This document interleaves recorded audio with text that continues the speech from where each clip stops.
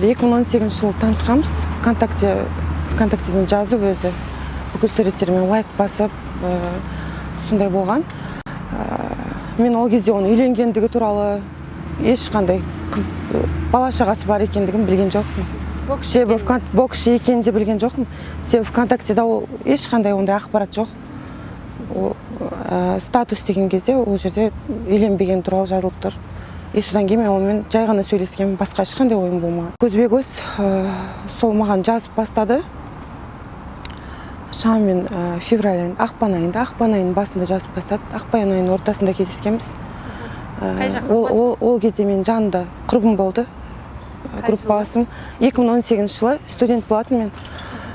Сол құрбым екеуміз бірге барғанбыз. Себебі мен жалғыз жүрмеймін ондай жерлерге. Жанында көптеген адамдар болды, солай сол кезде кездескенбіз.